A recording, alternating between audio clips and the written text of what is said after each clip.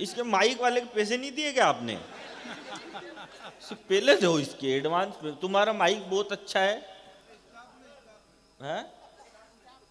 Staff में? Mic staff में। अच्छा, हालांकि समझ में मेरे अब भी नहीं आया माइक स्टाफ पे क्या है। अरे माइक स्पॉन्सर है तो ऐसे बोलो ना यार। स्टाफ क्या होता है? मतलब यूं स्पॉन्सर भी क्या होता है? यूं बोलो ना फ्री का है, या यूं बोलो ना कि उन्होंने कृपा करी। और कृपा तो जिसकी होनी चाहिए। मैं तो आपको बताऊं भाई साहब, मैं कुछ भी नहीं जानता, मैं केवल इतना कहता हूं। अमित, तेरी कविता से याद आ रहा है कि वो पृथ्वी में गगन में वो है, आग में समीर में। वो पृथ्वी में गगन में वो है। अच्छा नहीं है, अच्छा अब आएगा। वो पृथ्वी में गगन में वो है, आग में समीर में। गंगा की लहर लहर में वही है, नीर नीर में। कृपाण में पिनाक में, त्रिशूल में तुणीर में। वो छंद में रुबाई में, वो सूर में कबीर में। सजा लिया है पुष्प मैंने आरती के थाल का। मैं भक्त महाकाल का, मैं भक्त महाकाल का। और इस आज यही चलेगा। अरे सब चलेगा, घबरा मत। और तेने मेरे को माला पहनाई, अब तू मेरी लुगाई हो गया। और नर को माला नर पहनाई, यही अजब सलीका है। और जनसंख्या कम करने का ये सबसे गजब तरीका है। अरे भाई साहब नए नए आएंगे। प्रवीण भाई साहब के फोन आ गया कवि सम्मेलन का, मेरा भी नाम लिखवा देना। मैं भी खाली हूँ अभी। वही लिखवा के आया हूँ। मैं तो भाई साहब लिखवाओ, उससे क्या है कि बढ़िया रहता है। और नहीं लिखवाओ तो कोई बात नहीं, अपन तो ऐसे भी चल ही रहे। आ जा भाई। हाँ, जुल्फों वाले मर्द देखो। वो सुनाना तो चाह रहा हूं मैं, लेकिन मेरी क्या है, आत्मा नहीं मान रही। ये एक मेरे से एक जोक सुनवाना चाह रहा है, लेकिन मैं नहीं सुना रहा। हाँ? अभी सुनाऊंगा मैं। पहले मेरी दुकानदारी सेट, इनको पहले ये बताना पड़ेगा कि मैं ज्ञानी आदमी हूँ। वो बता दूंगा मैं, अब सब कर दूंगा। आपको पता नहीं है देश में क्या क्या चल रहा है। प्रवीण भाई साहब सुनो, ये पानी चुल्लू भरी काफी है हमारे लिए, तो बोतलें भर भर का काई को ला रहे हो? ले जाओ, अब मत लाना इसको। हाँ, इतनी ठंड में भी बनियान पहन के घूम रहे तुम। बैठो, कोई दिक्कत वाली बात नहीं है भाई साहब। मैं तो एक दिन मेरी लुगाई के साथ, मेरा एक दोस्त मिल गया मेरे को। मैंने दोस्त से कहा घूमने जा रहा हूं। बोला कहाँ जा रहे हो भाई साहब? मैंने कहा घूमने जा रहे हो? बोला कहाँ जा रहा हूं? मैंने कहा नैनीताल जा रहा हूं, तो आपके साइड। बोला कहाँ जा रहे हो? मैंने कहा नैनीताल जा रहा हूं लुगाई के साथ घूमने। बोलो भाभी जी के साथ? अरे मैंने कहा लुगाई वही है और कौन है, दो थोड़ी है मेरे। मैंने कहा लुगाई के साथ नैनीताल जा रहा हूं, रास्ते में कोई ढंकी खाई दिखेगी तो दे लूंगा धक्का। वो बोला भाई साहब फिर तो मेरी भी ले जाओ। मैंने कहा ले तो जाऊं, लेकिन तेरी वाली के धक्का आते टाइम दे लूं तो?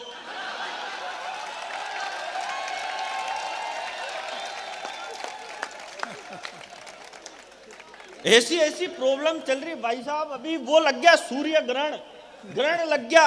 हंसने की बात नहीं है। ग्रहण कब लगता है? नया सुना रहा हूं।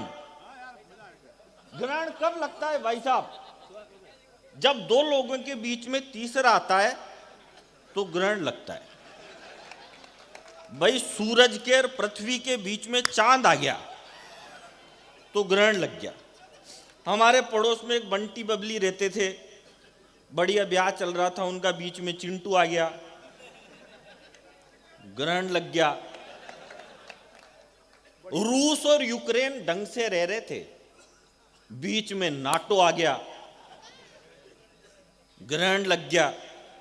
अच्छा, दुनिया में तीन ही तरह के लोग होते हैं भाई साहब। पहले वो जो रूस की तरफ है, दूसरे वो जो यूक्रेन की तरफ है, और तीसरों को कोई मतलब नहीं है दुनियादारी से। वो कच्चा बादाम पे वीडियो बनाते रहेंगे, अपलोड करते रहेंगे, उनको कोई मतलब।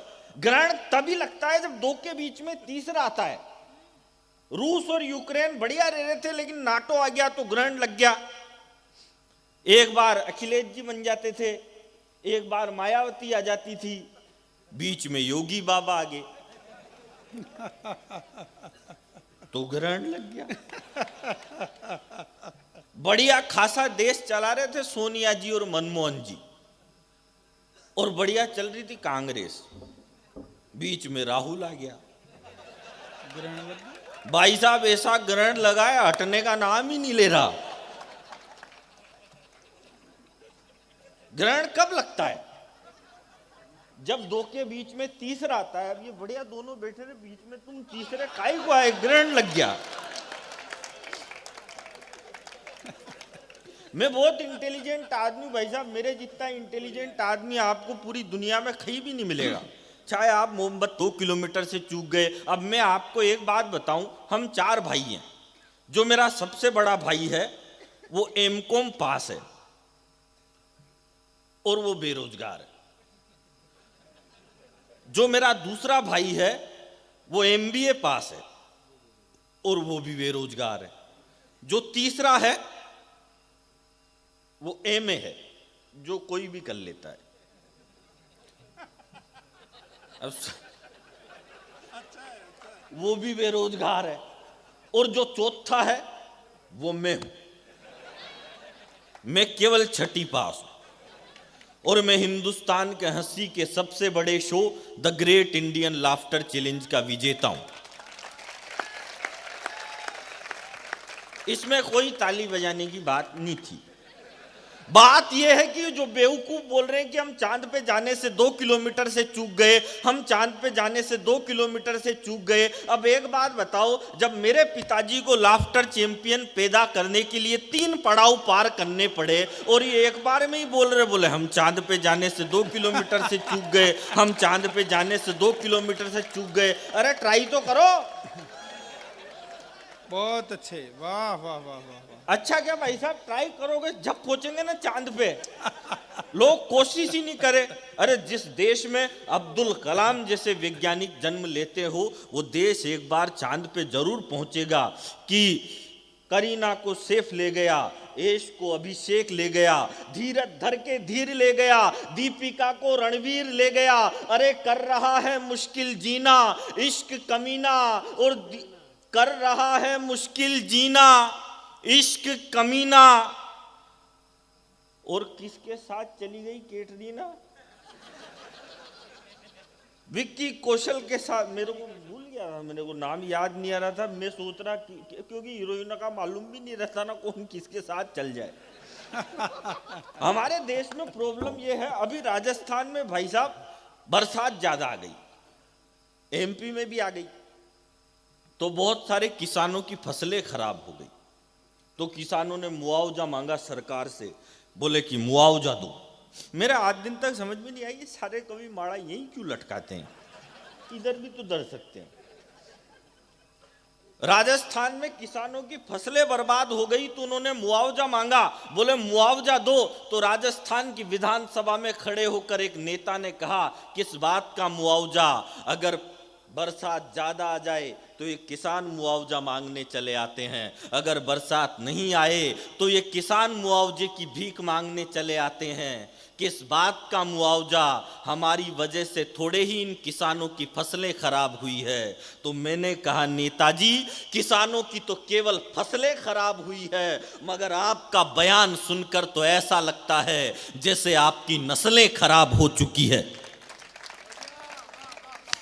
तब कहता हूं कि बेनाम रहा मुझे कोई नाम ना मिला। इस देश के किसानों का दर्द क्या है कि बेनाम रहा मुझे कोई नाम ना मिला, क्यों मुझे कभी कोई भी इनाम ना मिला। और मुझ पर बना के फिल्म पा गए वो पद्मश्री, पर मुझे मेरी फसल का भी दाम ना मिला। वाह। और भाई किसको बहुत मिलता अच्छा है पद्मश्री?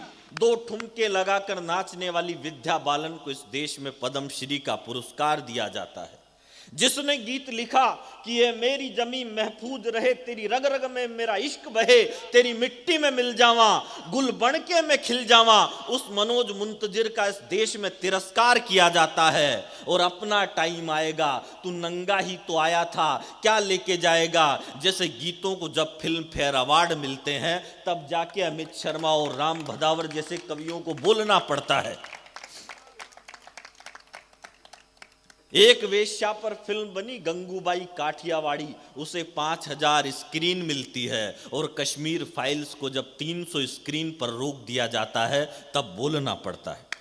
बहुत अच्छे, सही बात है। और माफ करना, ये कैटरीना कैफ, ये आलिया भट्ट, ये करीना कपूर, ये हमारी नायिका नहीं है, ये हमारी आदर्श नहीं है। हमारी आदर्श कोई है तो वो झांसी की रानी है, जो अपने दूध पीते बच्चे को कमर पर बांधकर युद्ध के मैदान में उतर जाती है।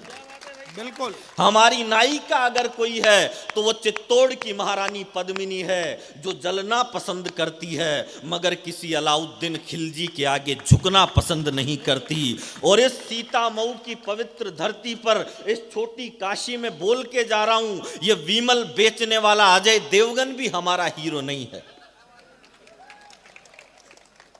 ये कहेंगे हीरो, ये अक्षय कुमार। 10 साल पहले अक्षय कुमार कहता था हम रेड एंड व्हाइट पीने वालों की बात ही कुछ हो रहा है। और आज कोई भी फिल्म देखने जाओ सबसे पहले इसका एड आता है, सिगरेट पियोगे तो ऐसे हो जाएगा। ये भी विमल बेच रहा। वो शाहरुख खान भी, वो आमिर खान और ज्यादा। वो आमिर खान ने कहा मेरी लुगाई कहती है देश में रहने से डर लगता है, मेरी लुगाई कहती है देश छोड़ दो, यहां लोगों से तानसेन नहीं छूट रही, यहां लोगों से देसी का पौवा नहीं छूट रहा, और वो लुगाई के कहने से देश ही छोड़ रहा है। अच्छा, वो आमिर खान भी इंटेलिजेंट, उसने भाई साहब देश तो नहीं छोड़ा, उल्टा लुगाई छोड़ दी। अद्भुत है भाई। अद्भुत क्या यार, एक बात बताओ, अद्भुत ये है भाई तुमको बेचना ही है, तुम 1000 2000 करोड़ के मालिक हो, भाई ये राम बदावर बेच ले तो चले भाई, थोड़े पैसे की भी जरूरत पड़ती है, कटिंग वटिंग भी करानी है। 5-5 हजार करोड़ के मालिक गुटके बेच रहे, शोभा दे क्या? यही नहीं बेचे, बेचे क्या? नहीं, खा ले पर बेचे नहीं। माफ करना, ये अजय देवगन, ये शाहरुख खान, ये हमारे हीरो नहीं है। हमारा हीरो अगर कोई है तो या तो खेत में खड़ा हुआ किसान है या फिर सीमा पर डटा हुआ जवान है। बहुत एक अंग्रेज हिंदुस्तान आया, भाई, एक चिड़ियाघर को वाह, देखने वाह, गया। वाह। उस अंग्रेज को देखकर एक कुत्ता भौंकने लगा। अंग्रेज ने अपनी जेब में से बिस्किट निकाले, उस कुत्ते को डाल दिए, और वो कुत्ता उस अंग्रेज के तलवे चाटने लग गया। तो अंग्रेज चिड़ियाघर के अंदर गया तो एक शेर उस अंग्रेज को देखकर दहाड़ने लगा। अंग्रेज ने वैसा ही किया, अपनी जेब में से बिस्किट निकाले, उस शेर को डाल दिए, लेकिन शेर ने वे बिस्किट नहीं खाए। मजबूरी थी शेर की कि उसके गले में जंजीर बंधी हुई थी। तब सिगरेट का कश खींचते हुए उस अंग्रेज ने एक टिप्पणी की कि इंडिया एक ऐसा मुल्क है जहां तलवे चाटने वाले कुत्ते बाजार में घूमते हैं और दहाड़ने वाले दिनेश एमएन जैसे अफसरों के गले में जंजीरें डाल दी जाती है।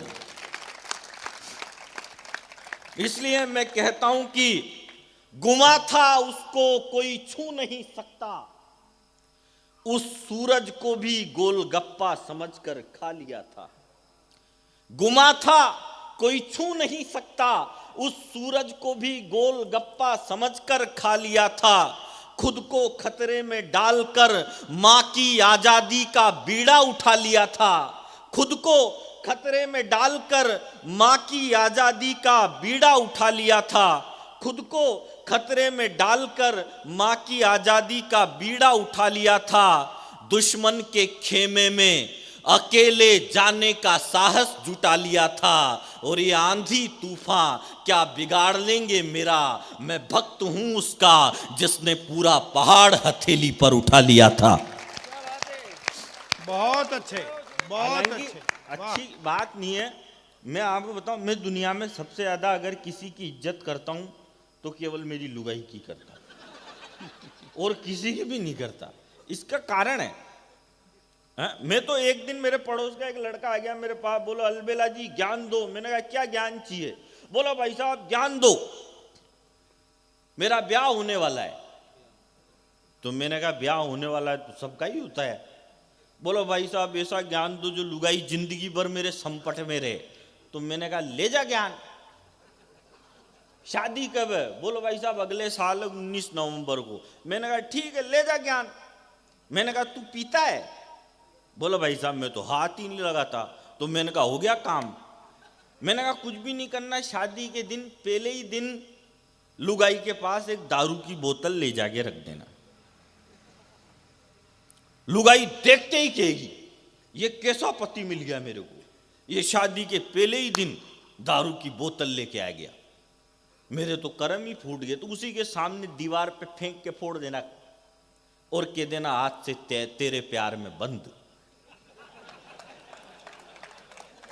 लुगाई तेरे त्याग बलिदान और समर्पण की ऐसी कहानी सुन के जिंदगी भर तेरे संपट में नहीं रहे तो मेरी गारंटी। उसने वैसा ही किया भाई साहब। शादी के पहले ही दिन लुगाई के पास दारू की बोतल ले जाके रख दी। लुगाई भी इंटेलिजेंट थी, देखते ही बोली ठीक है बनाओ, लेकिन मेरे पेग में सोडा मत डालना, मैं तो नीटी पीती हूं।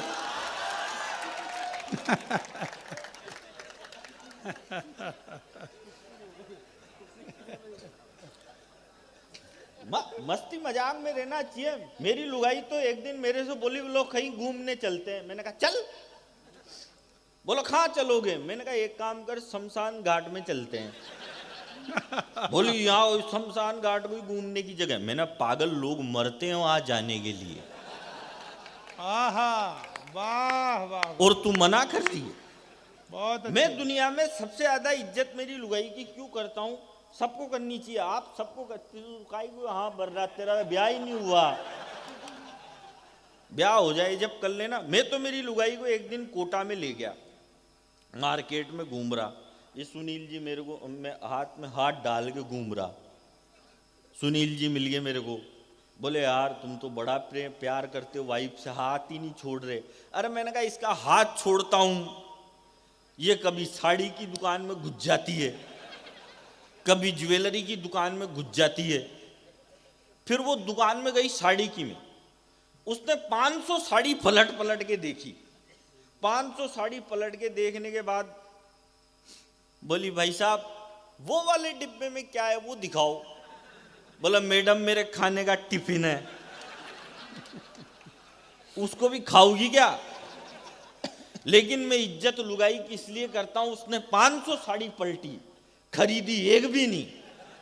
फिर मैंने सोचा इसने मेरे को भी चुना है।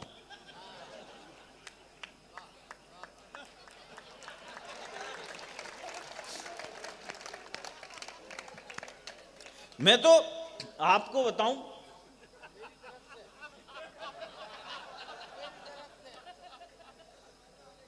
देखो सीता मऊ का तो आजकल क्या है, सब बच्चे भाई साहब पढ़े लिखे हो गए। अरे सुनो रे, जब एक बात बताओ, इतना इंटेलिजेंट आदमी माइक पे खड़ा है तो तुम काहे को नहीं सुन रहे? आजकल क्या है कि सारे जितने भी जो नई जनरेशन होगी सबको इतना सम्मान देते हैं, इतना ज्ञान देते हैं। दद्दू, पाए लागू, सर, अंकल, ऐसे जाने कैसे ऐसे बाकी जैसे मोरंगी से बाढ़ बना लेंगे। अब एक लड़का था ऐसे ही सीता मऊ के, एक दादी थे। दादी डू यू मीन? हाँ तो वहां तो समझोगे ही सही। एक बाबूजी थे, अब वो बस में गया वो लड़का जाते ही सीता मऊ के बाबूजी थे। सीता मऊ जैसे ही बाबूजी जाके बोला अंकल आपकी इजाजत हो तो क्या मैं सिगरेट पी सकता हूं? अंकल भी सीता मऊ का था, बोला भाई मेरी तरफ से तो तू गू खा।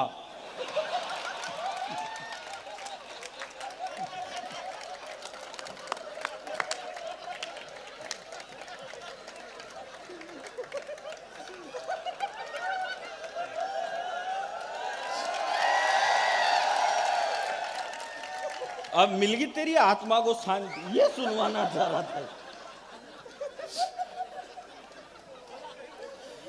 ओ राहुल गांधी ब्याह करो तुम कोई बाला देख लो, दिल्ली से अमेरिका तक तुम अपना साला देख लो। अब तालियां बजाना, नहीं तो मेरी तरफ से कुछ भी करो, मेरे को क्या मतलब।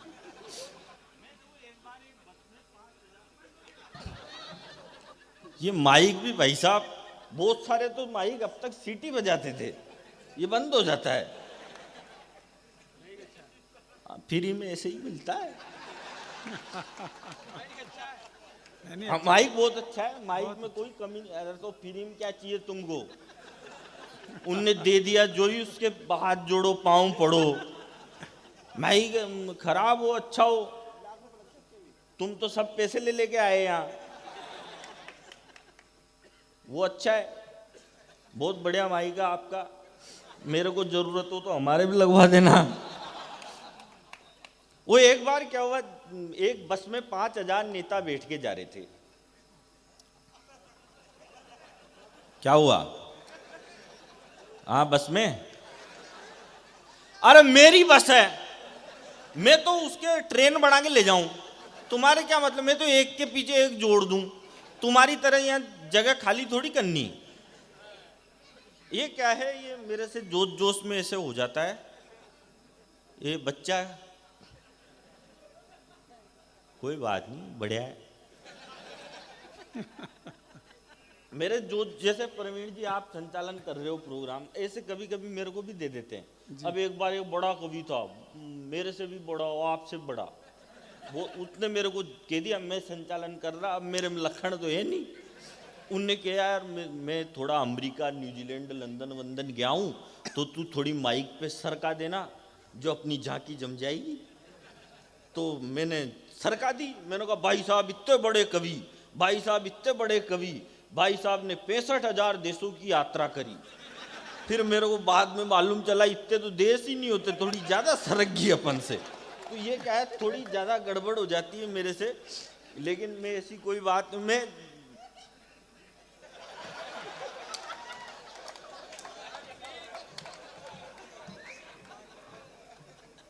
बहुत बढ़िया हंस रहे हो आप यार।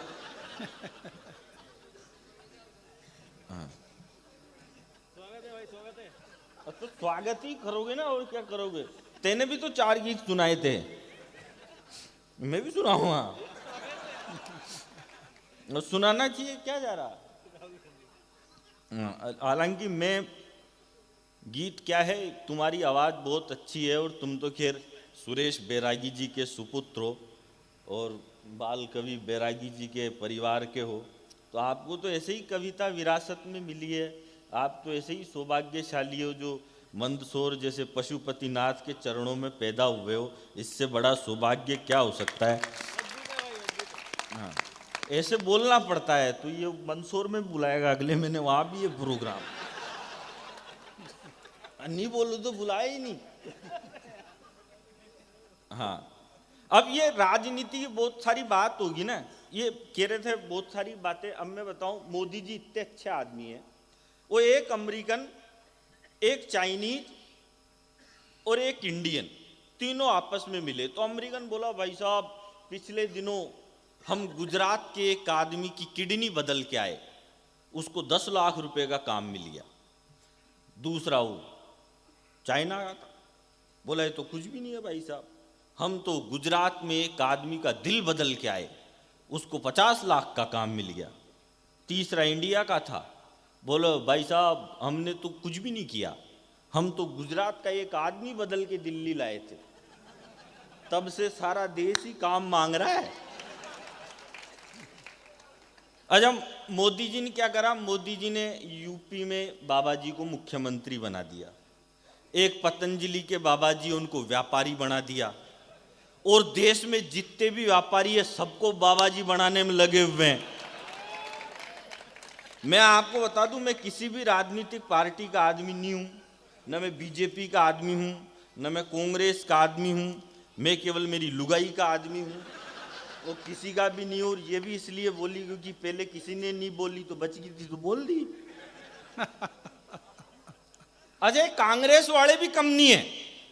ये इस देश के प्रथम प्रधानमंत्री बने पंडित जवाहरलाल नेहरू, नेहरू जी के कपड़े विदेशों में धुलने जाते थे।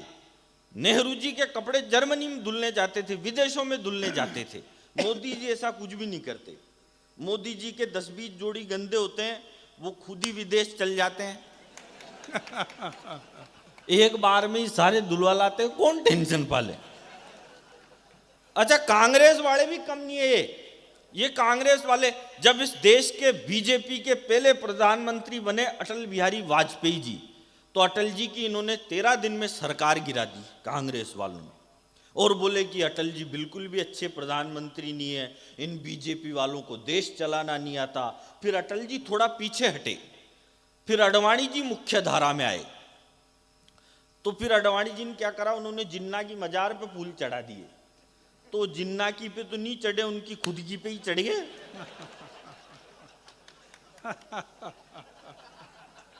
तो ये अडवाणी जी को देख के बोले कि यार ये अडवाणी जी तो बिल्कुल भी अच्छे प्रधानमंत्री नहीं है, इनसे तो अटल जी लाख गुना अच्छे थे। फिर अडवाणी जी भी थोड़ा पीछे हटे, फिर वो आए 56 इंच की छाती वाले चाय वाले। तो चाय वाले को देख के बोले कि यार ये चाय वाला तो और खराब है, इनसे तो अडवाणी जी और अटल जी लाख गुना अच्छे थे। और मैं तो कह रहा हूं कांग्रेस वालों, अभी तो तुमने चाय वाला देखा है, जिस दिन यूपी का गाय वाला देख लिया, उस दिन कांग्रेस वालों को ये नरेंद्र मोदी देवता नहीं लगने लग जाए तो मेरी गारंटी।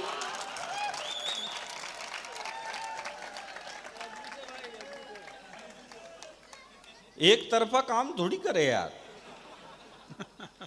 मैंने कह दिया अपन को राजनीति पार्टियों से कोई मतलब ही नहीं है। खाई मतलब है। ये कौन गया सोलो उड़ के? सुनील जी, हमको तो दी नहीं, ये खुद लेके आए थे क्या? राहुल गांधी ब्याह करो तुम कोई बाला देख लो, दिल्ली से अमेरिका तक तुम अपना साला देख लो। राहुल गांधी, इस पे तालियां बजानी पड़ती। ऐसे में तो दिल्ली का युवराज कहां से लाओगे, कब तक बैंकॉक में रहकर चिंतन करते जाओगे। वाह वाह वाह। उससे क्या लड़ना कि जिसने अपनी सीमा तोड़ दी, मोदी जी को माफ करो उनने तो खुद की छोड़ दी। ओ सभी कुंवारे भरे पड़े हैं दिल्ली के दरबार में। और अगली लाइन पर मैं सब लोगों की तालियां चाहता हूं। अपने राजनीतिक दुपट्टे तो उतार के फेंक दो और हिंदुस्तानी होके सुनो, मैं एक एक व्यक्ति का समर्थन चाहता हूं। उससे क्या लड़ना कि जिसने अपनी सीमा तोड़ दी, मोदी जी को माफ करो उनने तो खुद की छोड़ दी। ओ सभी कुंवारे भरे पड़े हैं दिल्ली के दरबार में, सभी कुंवारे भरे पड़े हैं दिल्ली के दरबार में। चांद वाला मुखड़ा लेके ना चालो बाजार में, चांद चांद वाला मुखड़ा लेके ना चलो। यार जोरदार एक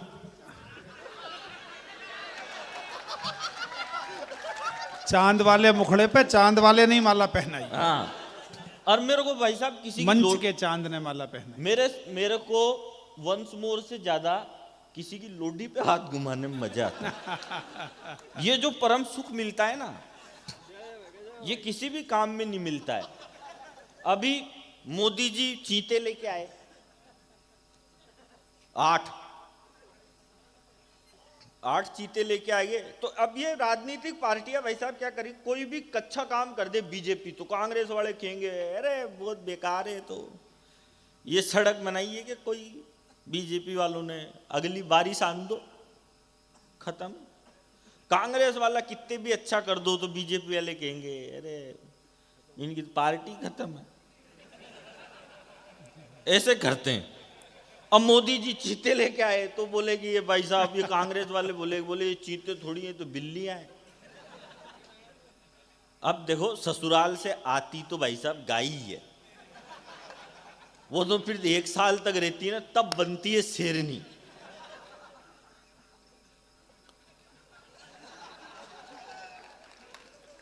नहीं, मैं आपको बताऊं, अभी मैं सवाई माधोपुर का हूं, रणथंबोर का, वहां कहते हैं सब बाघ बचाओ, बघेरे बचाओ, टाइगर बचाओ, मोदी जी कह रहे चीते बचाओ। लेकिन सबसे बड़ी बात है, अगर बचाना है किसी को, तो जो सबसे पहले उस भाई ने कहा था कि लंपी वायरस से गाय मर रही है, सबसे पहले गाय बचाओ। बहुत अच्छा। बचाओ, ताली थोड़ी बजाने की कही मैंने, गाय बचाने की कही। और आप बाघ बचाओ, चीता बचाओ, कुछ भी बचाओ मत बचाओ, लेकिन सबसे पहले बचाना है किसी को तो बेटी बचाओ। इतने में एक ही है और अकेली बेटी है, बेटी बचाओ। यार एक बात, बेटी क्यों बचाओ? बेटी इसलिए बचाओ, अब जैसे ये चश्मा वाला छोरा बैठा है, अब एक बात बता, तू कल कमाएगा, फिर नई मोटरसाइकिल लाएगा, तो उसके पीछे तू चीता बिठाएगा कि बेटी बिठाएगा?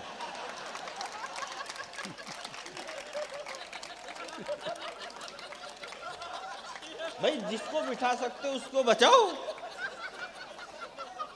उसको कोई बचा नहीं रहा।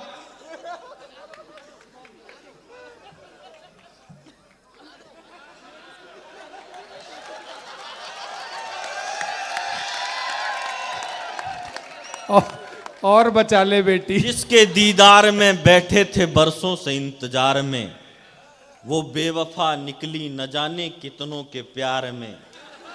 और चौराहे पर करता रहा इंतजार में लेकर बाइक, और वो निकल गई किसी दूसरे की कार में।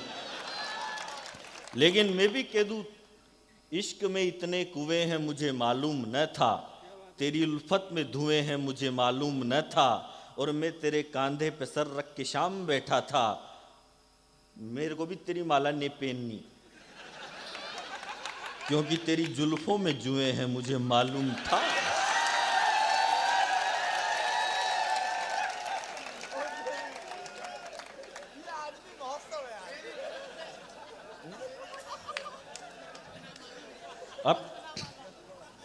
अब माला से क्या फर्क पड़ता है?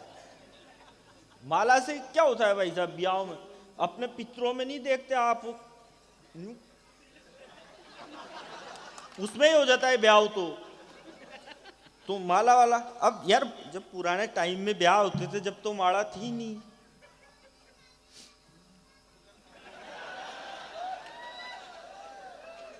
क्या कह रहा है बालक की?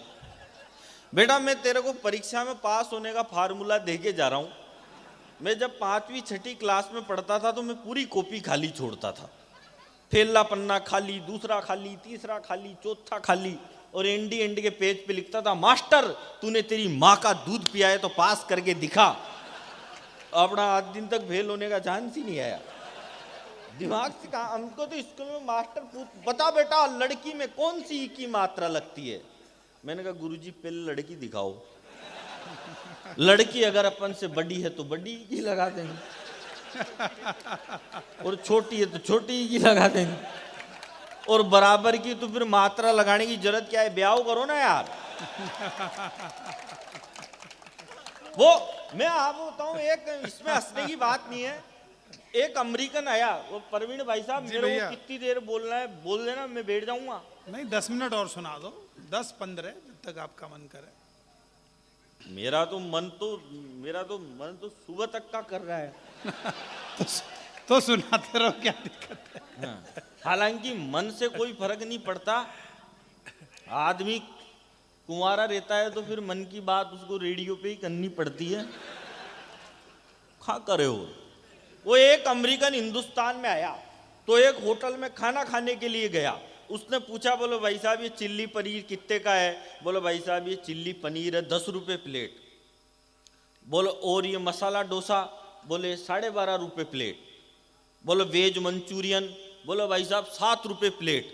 तो अमेरिकन ने खाना खाया, खाना खा के वो अमेरिकन खुश हो गया, बोला इतना अच्छा और इतना सस्ता खाना तो मैंने जिंदगी में नहीं खाया, मैं एक बार तुम्हारे होटल के मालिक के चरण छूना चाहता हूं, मैं एक बार उससे मिलना चाहता हूं।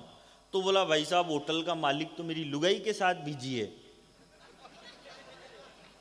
तो अमेरिकन बोला होटल का मालिक तेरी लुगाई के साथ क्या कर रहा है? बोला भाई साहब वही जो मैं उसके धंधे के साथ कर रहा हूं।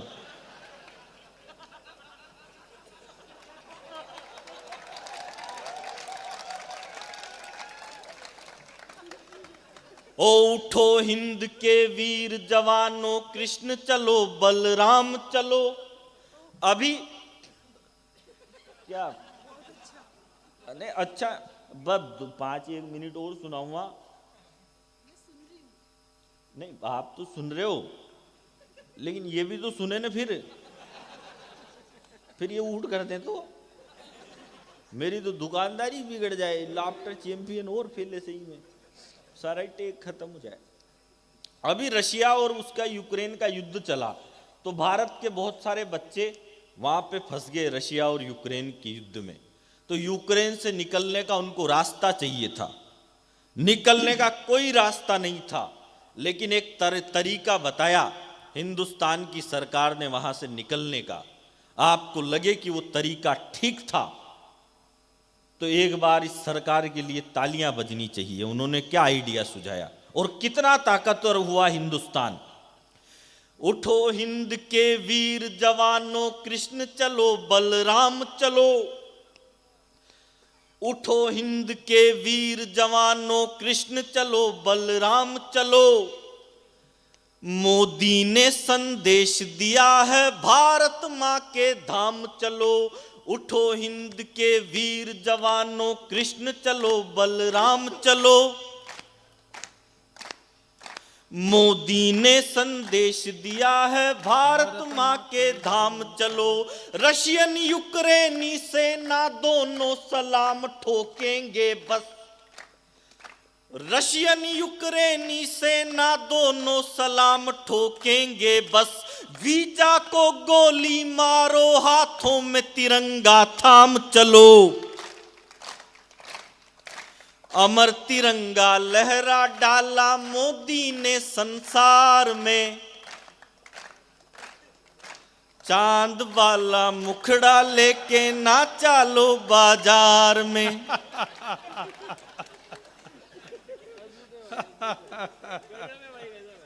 सीने में बारूद भरो, हाथों पर अंगारे तोलो। क्या करना चाहिए? सीने में बारूद भरो, हाथों में अंगारे तोलो। राम धनुष के दम पर सीता आई थी, आंखें खोलो। हो उसके आगे परमाणु बम केवल एक पटाखा है। उसके आगे परमाणु बम केवल एक पटाखा है। बोल सको तो एक बार बस हनुमान की जय बोलो। हो सारा भारत रंग जाएगा उसकी जय जयकार में। चांद वाला मुखड़ा लेके नाचा लो बाजार में। चिकनी कमर पे तेरी मेरा दिल फिसल गया। स्ट्रोंगली ये जादू तेरा मुझ पे चल गया।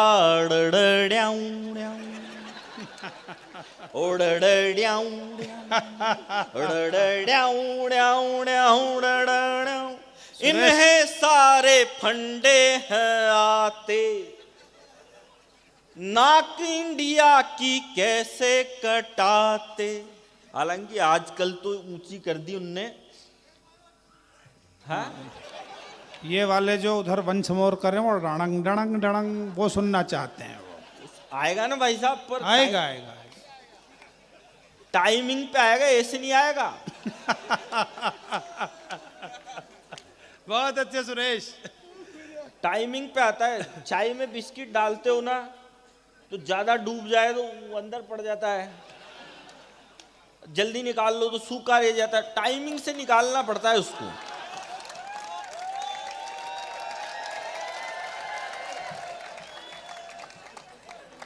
ये अमन अक्षर कहाँ जा रहा है रे? ये वहीं जा रहा है जहां मैं 3 नहीं, बार नहीं। जाके आ चुका हूं। अब वो भी टाइमिंग के हिसाब से ही जा रहा है। वो टाइमिंग के हिसाब से मेरा भी टाइमिंग हो ही रहा है अब। मेरे को मालूम है। कहाँ था मैं भूल गया। भूल जाओ तो शुरू कर दो, चांद जैसा मुखड़ा लेकर ना चलो बाजार में। इन्हें सारे फंडे हैं आते, नाक इंडिया की कैसे कटाते, देश को तो ये नीचे हैं रखते, हुस्न आंखों पे सर पे बिठाते। विराट कोहली पहले से कितना बदल गया, अनुष्का की गुगली का जादू तुझ पे चल गया।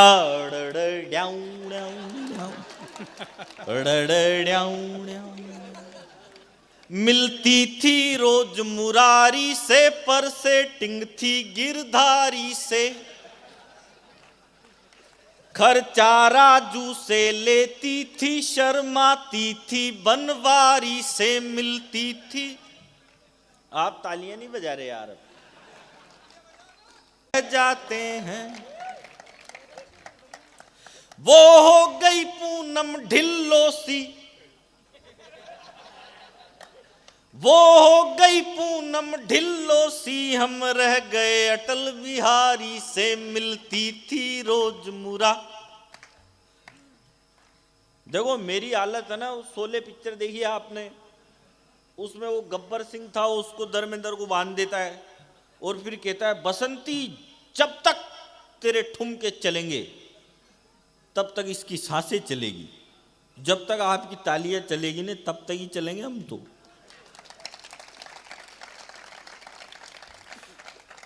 फिर प्यार में डूब के मरने को पानी भर चुल्लू मिला मुझे, वाह। उसकी शादी हो गई और बाबा जी का ठुल्लू मिला मुझे। हम कभी कभी उस लड़की की इस हरकत से डर जाते हैं, वो कसम बाप की खाती है तो चाचा जी मर जाते हैं। बहुत सारों को कल समझ में आएगा। उसका कैरेक्टर मिलता है दिल्ली के एक तिवारी से, मिलती थी रोज मुरारी से, पर सेटिंग थी गिरधारी से। वाह वाह वाह। वो इस रजनीश से बोल पड़ी कि मेरे दिल पर छा जाओ, और कुंडी मत खटकाओ राजा सीधे अंदर आ जाओ। हाँ खुश होएगा ना। आजकल गाने ऐसे ऐसे आते, वो एक गाना है भीगी भीगी सड़कों पे मैं तेरा इंतजार करूं। अब एक बात बताओ, इंतजार करने में सड़क भीगी हो सूखी हो क्या मतलब है? इंतजार करने का मजा तब है सड़क कैसी भी हो, लड़की भीगी होनी चाहिए। लेकिन लोग पता नहीं क्या क्या लिख देते हैं। वो इस रजनीश से बोल पड़ी कि मेरे दिल पर छा जाओ, और कुंडी मत खटकाओ राजा सीधे अंदर आ जाओ। मैं गेट के बाहर खड़ा रहा, इन दोनों ने रोमांस किया, उसने इलू इलू गाया और इसने लूंगी डांस किया। मैंने भी पंगा गलत लिया, मैंने भी पंगा गलत लिया, एमपी के एक शिकारी से मिलती थी रोज मुरारी से, पर सेटिंग थी। एक लड़की थी दीवानी सी, अक्सर गलियों से गुजरा करती थी। 1 मिनट में बैठ जाऊंगा, अब इससे ज्यादा टाइम नहीं लूंगा क्योंकि मेरे को मालूम है। अच्छा है, ये लंबा था, मैं शॉर्ट में सुना रहा हूं और तुम्हारे खातिर ही सुना रहा हूं। कोई दूसरा होता तो लंबा ही सुना था। कि खून से लिखे थे खत शाही का काम नहीं था, उसके सिवाय और कोई नाम नहीं था। उसने हमारे प्यार को पागल समझ लिया, खुद को किसी की आंख का काजल समझ लिया। उसने हमारे इश्क का ऐसा सिला दिया, अमीर बॉयफ्रेंड से हमको मिला दिया। बोली ये मेरे नाज व नखरे उठाएगा, मेरे लिए 2 वक्त की रोटी जुटाएगा। मम्मी भी तुमसे शादी को तैयार नहीं है, ये मिलन मेरे डैड को स्वीकार नहीं है। भैया से भी तुम्हारी राम राम नहीं है, कहते हैं उसके पास कोई काम नहीं है। उन पत्थरों के बोझ को सह कर के आ गए, उसको वहीं पे बेवफा कह कर के आ गए। फिर यूं हुआ कि कहर की वो रात आ गई, दहलीज पे उसके कोई बारात आ गई। अब सोच लिया उस पे एतबार क्यों करूं, मैं फिर से किसी बेवफा से प्यार क्यों करूं। जिसके लिए टिफिन में हम रखते थे चॉकलेट, वाह वाह, होते थे इंतजार में ट्यूशन से रोज लेट, उसके लिए तो खुद के पिताजी से भिड़ गए। आया था जो भी बीच में उसी से लड़ गए, छेड़ा मवाली ने तो बचाने भी गए थे। इतना लड़े कि प्यार में थाने भी गए थे, लेकिन ये सिला मिला तो हैरान हो गए। चंबल में कूदने को परेशान हो गए, जुल्फों में ऐसे उलझे कि कायर से हो गए। खुद को संभाल आज हम शायर से हो गए, मैं खुद पे यार जुल्म बार बार क्यों करूं, मैं फिर से किसी बेवफा से प्यार क्यों करूं। एक लड़की थी दीवानी सी, अक्सर गलियों से गुजरा करती थी। वो लड़की अपने चेहरे पे नकाब रखती थी। एक लड़का उसे देखा करता था, वो उस लड़की से बहुत प्यार करता था। एक दिन लड़के ने लड़की से कहा, जाने मन अपने चेहरे पे से नकाब तो हटाओ। इधर क्या हो गया बताओ।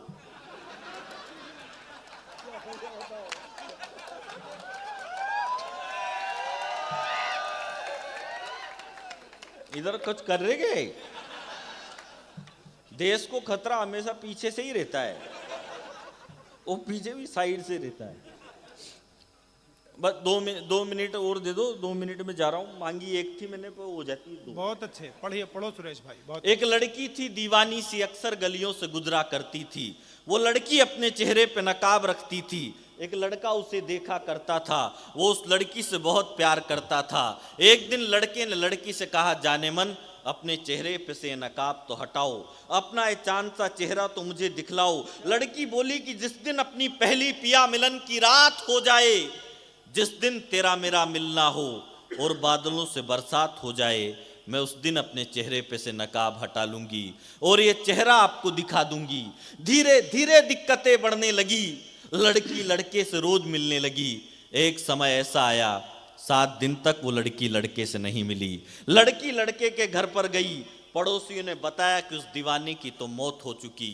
लड़की लड़के की कब्र पर जाकर रोने लगी। ये वही पिया मिलन की रात लग रही थी, क्योंकि उस दिन बादलों से बरसात की झड़ी लग रही थी। तभी उनकी प्रेम कहानी में एक किस्सा और जुड़ गया। आंधी के थपेड़े से लड़की के चेहरे का नकाब उड़ गया। लड़की ने अपना वादा निभा लिया, अपना चेहरा प्रेमी को दिखा दिया। तभी कब्र में से आवाज आई, ये दोस्त ये तो समय समय की बात है, कल तेरे चेहरे पे नकाब था, आज मेरे चेहरे पे नकाब है। आहा, मैं कविता की अंतिम 2 लाइनें आपको सुनाता हूँ। अच्छे सुरेश भाई, बहुत अच्छे, वाह वाह वाह। ये मैंने इसलिए लिखी क्योंकि बहुत सारे लड़के जो अपनी प्रेमिकाओं का दुपट्टा बांध के नहरों में कूद गए, जो प्यार में फांसी पे लटक गए, मैं उनको एक संदेश देना चाहता हूं कि आप प्यार में हार जाओ तो क्या करना है। अंतिम 4 पंक्तियों पे आपका समर्थन चाहता हूं कि मैं खुद पे यार जुल्म बार बार क्यों करूं, मैं फिर से किसी बेवफा से प्यार क्यों करूं। जाहिल था मैं माँ बाप की सेवा न कर सका, मैं उनके दिए प्यार की इज्जत न कर सका। ये पानी पी रहे हो क्या? पियो। आराम से। जाहिल था मैं माँ बाप की सेवा न कर सका, मैं उनके दिए प्यार की इज्जत न कर सका।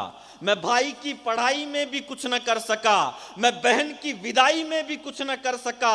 माँ भारती के कर्ज की किस्तें चुकाऊंगा, भारत से करो इश्क यही गीत गाऊंगा। अब सोच लिया ना कभी सनम पे मरूंगा, देनी है मुझे जान तो वतन पे मरूंगा। वाह वाह वाह। अब सोच लिया ना बहुत कभी अच्छे। सनम पे मरूंगा, देनी है मुझे जान तो वतन पे मरूंगा।